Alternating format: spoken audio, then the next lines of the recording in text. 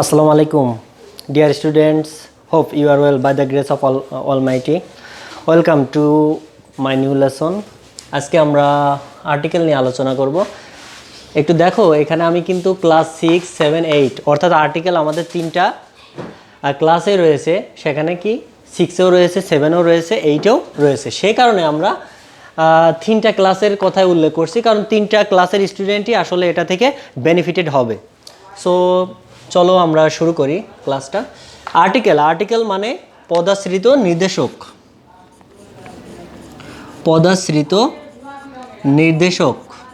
নির্দেশক আর্টিকেল একটা ডিটারমিনার, তোমরা লিখে নাও। Article determiner. আর্টিকেল হলো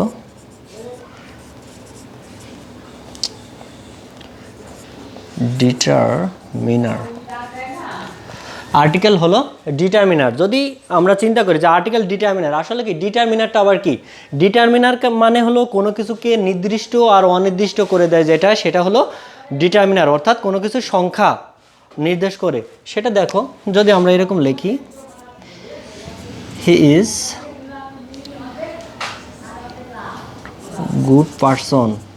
গুড পারসন। এখানে এই পার্সনটা কমন নাউন থাকার কারণে এখানে অবশ্যই আমাদের একটা ডিটারমিনার আনতেই হবে। He is a good person, সে একজন ভালো ব্যক্তি। এই যে ইজটা এটা ব্যবহার করলাম, এটা হলো ডিটারমিনার। আসলে সবচেয়ে ভালো কথা বুঝে নাও, ডিটারমিনার আসলে আলুর মতো। কারণ আলু এমন একটা তরকারি যেটা কি সবার ভিতরেই দেওয়া যায়, এরকম ডিটারমিনারও তাই। আসলে এটা একটা আলুর মতো। আর ডিটারমিনারের একটা পার্ট হলো কি আর্টিকেল। ওকে, আর পার্টস অফ স্পিচের দিক থেকে যদি আর্টিকেলকে চিন্তা করা হয়, ট্রেডিশনাল যে গ্রামারগুলো রয়েছে সেখানে আর্টিকেলকে অ্যাডজেক্টিভ হিসাবে ধরা হয়েছে।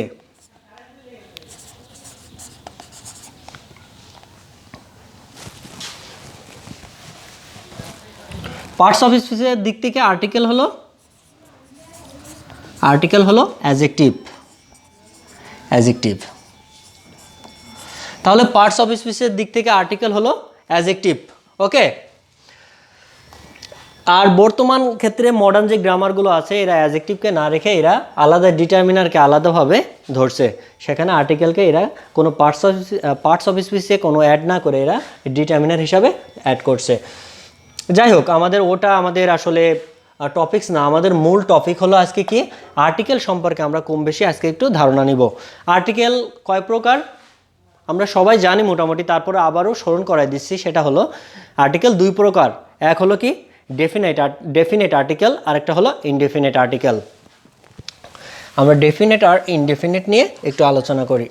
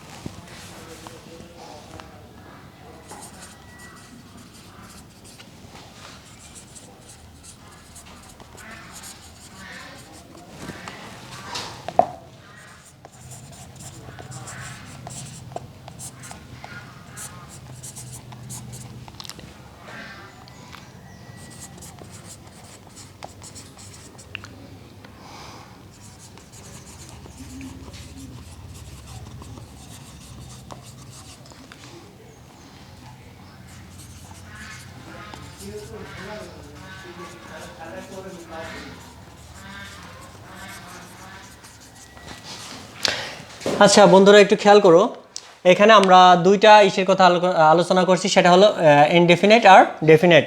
ইনডেফিনেটটা কি? অনির্দিষ্ট। ইনডেফিনেট মানে অনির্দিষ্ট কি এ আর অ্যান। এখানে একটু খেয়াল করো, আমার কাছে মনে হয় যে এটাই সবচেয়ে ইম্পর্টেন্ট রুল। সেটা হলো কি অনির্দিষ্ট একক কোনো কমন নাউনের আগে কি বসে? ইনডেফিনাইট আর্টিকেল বসে। আমরা জানি এ অ্যান মানে হলো একটি। ওকে, তার মানে একটির বেশি কোনো কিছু বোঝালে এ অ্যান কখনোই বসবে না। অন্তত এটা ক্লিয়ার হও যে একটির বেশি কোনো কিছু বোঝালেই সেখানে এ অ্যান বসবেই না, সেখানে হয় দা নাই ক্রস বসতে পারে, অর্থাৎ নো আর্টিকেল বসতে পারে। ডেফিনিট আর্টিকেলের ক্ষেত্রে একটু চিন্তা করো, সেটা হলো দি।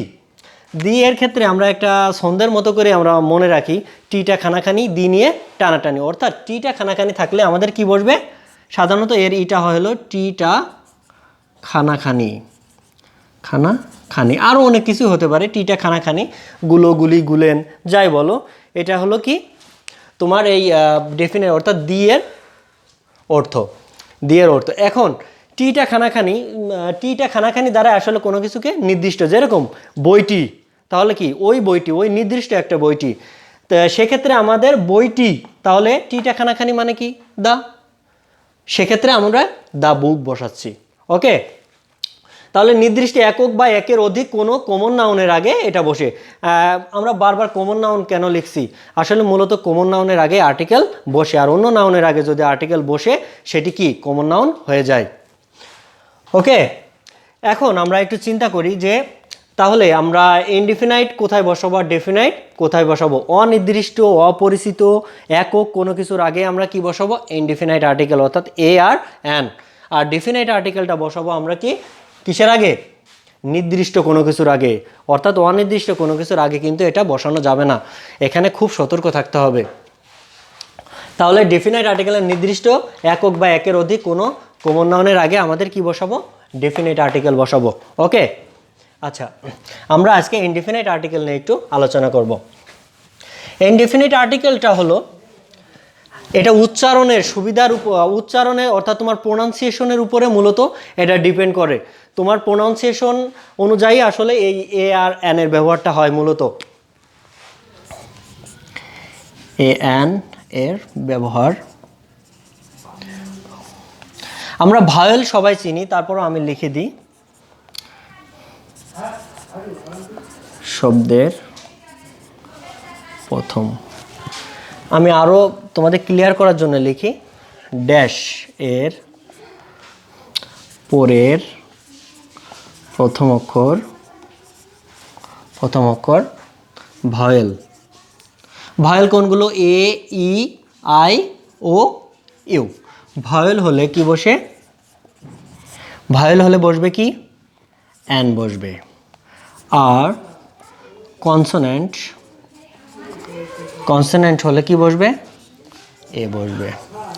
ওকে, তার মানে ড্যাশের পরের, আমরা অনেক সময় যে ভায়েল থাকলে যেখানে সেখানে ভায়েল থাকলে কিন্তু আর্টিকেল বসিয়ে দিই, সেক্ষেত্রে আমাদের কিন্তু এটা ভুল হবে, আমাদের কি ড্যাশের পরের শব্দটা দেখতে হবে, শব্দের প্রথম অক্ষরটা দেখতে হবে। ওকে, আমরা একটু দেখি,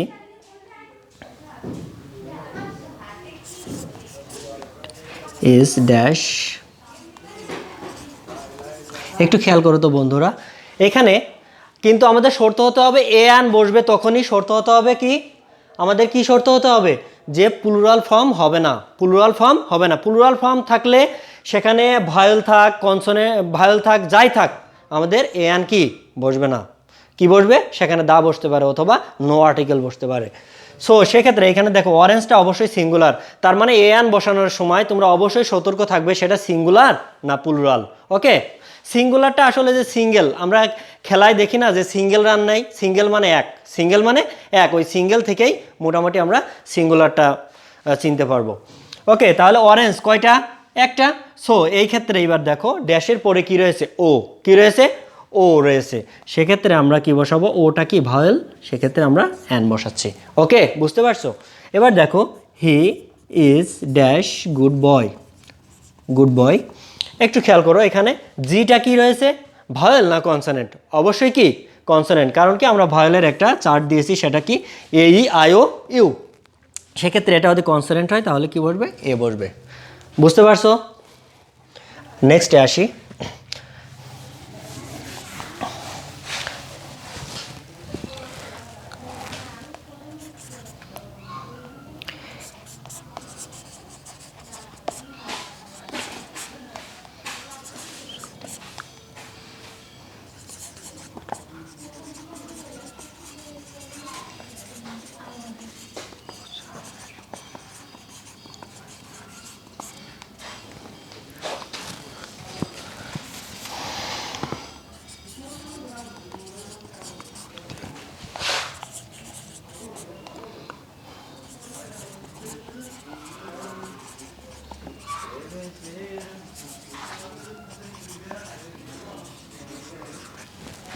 আচ্ছা, এই অক্ষরটি যদি তার স্বাভাবিক উচ্চারণের পরিবর্তে অন্যভাবে উচ্চারিত হয় তাহলে কি বসবে? অ্যান বসবে। একটু খেয়াল করো, এইচ আসলে কি হয়ের মতো উচ্চারিত হওয়ার কথা, ঠিক না বন্ধুরা?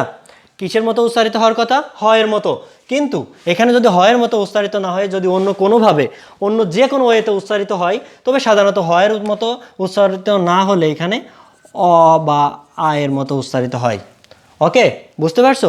তাহলে সেক্ষেত্রে আমরা কি বসাবো? অ্যান বসাবো। তবে কিছু কিছু শব্দ আছে, এগুলোর ব্যতিক্রম সাধারণত পরীক্ষায় আসে না, এগুলোর বাইরে, সে অক্ষরগুলো তোমরা একটু কোড করে নাও, নোট করে নাও এটা। সেটা হলো আওয়ার অনেস্ট অনর অনর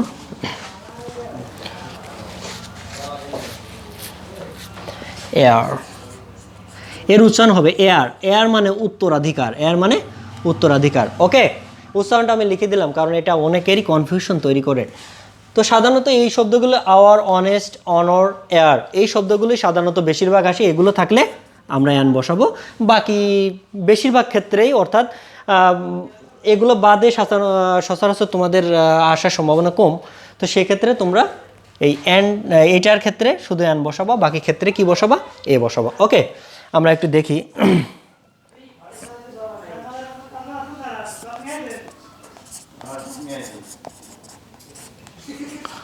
আমি বারবার বলছিলাম বন্ধুরা, একটা জিনিস খেয়াল করো তোমরা, যে আমরা কিন্তু ড্যাশের পরের অনুযায়ী ধরবো। ওকে, ড্যাশের পরে কি আছে? এইচ আছে, কিন্তু এইচের উচ্চারণ হচ্ছে আ, অর্থাৎ কি হচ্ছে? Our, our. আচ্ছা, আমরা চিন্তা করি, ইংলিশে যদি আমরা লিখি আওয়ার, তাহলে কিভাবে লিখি? ও ইউ আর না? তাহলে আমাদের কি চলে আসে? ও চলে আসে। তো সেক্ষেত্রে ও ভায়েল না কনসোনেন্ট? অবশ্যই কি ভায়েল। সেক্ষেত্রে ভায়েলের আগে আমরা কিন্তু অ্যান বসাচ্ছিলাম, যদি এটা বোঝানোর ক্ষেত্রে আমরা বলতেছি। বুঝতে পারছো? এটা গেল। পরবর্তীতে এসে দেখো,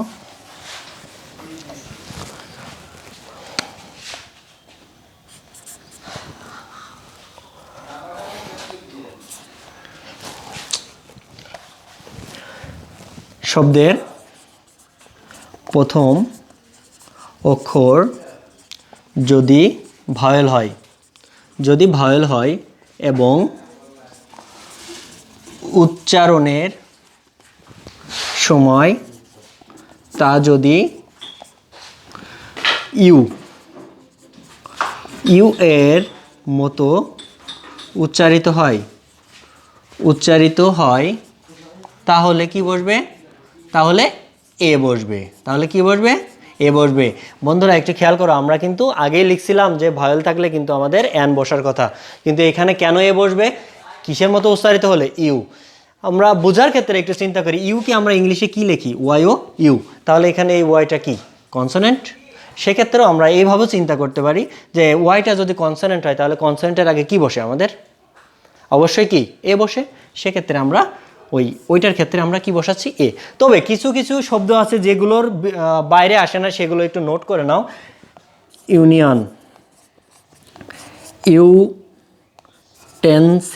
ইউটেনসিল মানে বাসনপত্র, এটার উচ্চারণ হবে ইউটেনসিল। ইউরোপিয়ান,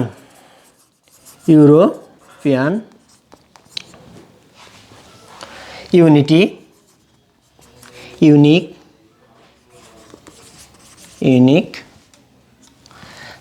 ইউনিভার্সিটি,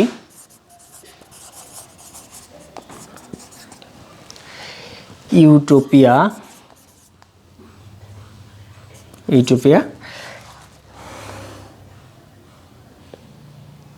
ইত্যাদি। এইগুলাই সাধারণত পরীক্ষায় বারবার ঘোরাফেরায় তোমাদের আসে। বেশিরভাগ ক্ষেত্রে ইউরোপিয়ান, ইউনিটি, ইউনিক, ইউনিভার্সিটি, এগুলাই সবচেয়ে বেশি তোমাদের পরীক্ষায় আসে। সো এগুলা করে রাখলে মূলত আমার মনে হয় যে তোমরা 6, 7, 8 পার করে যেতে পারবে। সেক্ষেত্রে কি বললাম আমি, যদি এইগুলা থাকে তাহলে কি বসবে? এ বসাবে। আর এগুলা বাদে যদি থাকে, ইউ থাকলেও কি বসবে? অ্যান বসবে। ওকে, একটা উদাহরণ আমরা একটু দেখি। He is dash university student. তাহলে হি ইজ ড্যাশ ইউনিভার্সিটি কিসের মতো উচ্চারিত হলো? ইউ এর মতো। ওকে, আর এখানে যদি তাও না বোঝো যে ইউ এর মতো হলো কি না হলো, তাহলে এগুলো অন্তত দয়া করে মুখস্থ করে নিও। তাহলে কি হবে এ।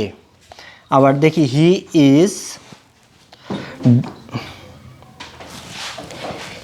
He has dash umbrella in his hand. এখন খেয়াল করো একটু, he has dash umbrella in his hand, তাহলে আম এই ইউ এর মতো কিন্তু উচ্চারিত হয়নি। যদি তাও না বোঝো তোমরা এইগুলো মুখস্থ করবা, যদি এইগুলোর বাইরে থাকে তাহলে তোমরা অ্যান বসাবে, তাহলে এখানে কি হবে অ্যান বসাবে। ওকে,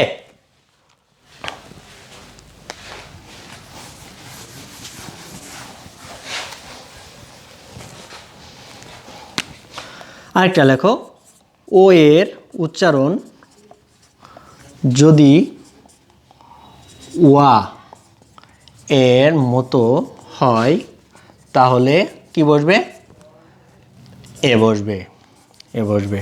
বন্ধুরা একটু খেয়াল করো, আমরা কিন্তু ওকে ভায়েল রাখছি, ও কিন্তু ভায়েল, আর ভায়েলের আগে আমাদের কি বসার কথা অ্যান বসার কথা, কিন্তু ও এর উচ্চারণ যদি কি হয় ওয়া হয়, অর্থাৎ ওয়া এর মতো। আসলে যদি তাও না বোঝো তাহলে এটা মনে রাখো যে ওয়ান যুক্ত শব্দের আগে কি বসে এ বসে, কি বসে ওয়ান যুক্ত শব্দের আগে এ বসে। সেক্ষেত্রে আমরা he is dash one eyed man, তাহলে এখানে কি হবে ওয়ান রয়েছে এ। এখন যদি এটাকে আমরা বিস্তারিত, আমি বারবার একটা কথা বলছি, এটা কিন্তু আমাদের প্রোনাউন্সিয়েশন অর্থাৎ উচ্চারণের উপর ডিপেন্ড করে।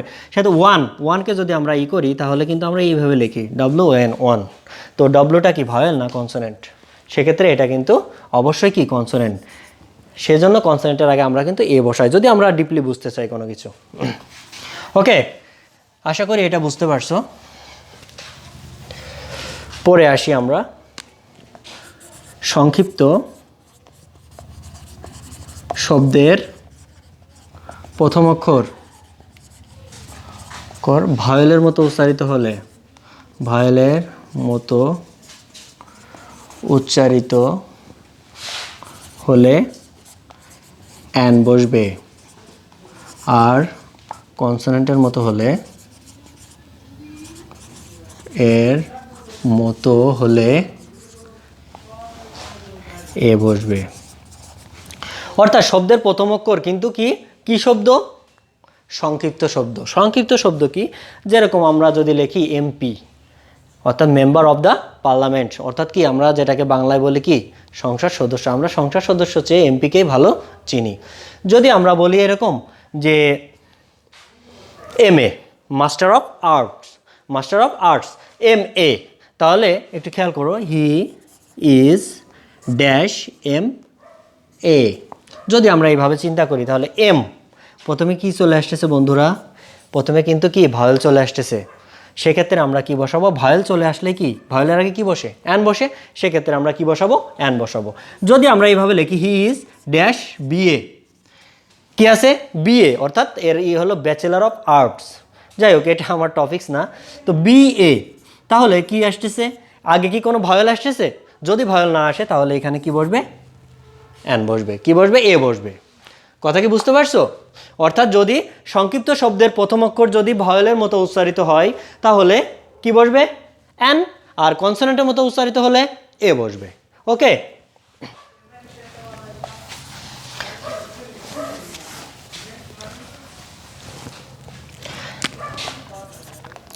কোনো কমন নাউন যদি কোনো সিঙ্গুলার কমন নাউন যদি বাক্যে প্রথমবার বসে তাহলে এ বা অ্যান বসবে, আর দ্বিতীয় বা তৃতীয়বার বসলে দা বসবে। একটু ভালো করে এটা করে নাও, তোমাদের অবশ্যই পরীক্ষা এটা থাকে ম্যাক্সিমাম পরীক্ষায়। সেটা কি কোনো সিঙ্গুলার, অবশ্যই সিঙ্গুলার হতে হবে। তাহলে কোনো সিঙ্গুলার কমন নাউন যদি কি হয় বাক্যে প্রথমবার বসে, সিঙ্গুলার কমন নাউন যদি বাক্যে কি হয় প্রথমবার বসে তাহলে কি বসবে এ অ্যান বসবে, আর যদি এটা সেকেন্ড টাইম বসে তাহলে কি বসবে দা বসবে। একটু উদাহরণ দেখি আমরা, dash boy named Arif came to our village. এবার ড্যাশ বয় looked handsome.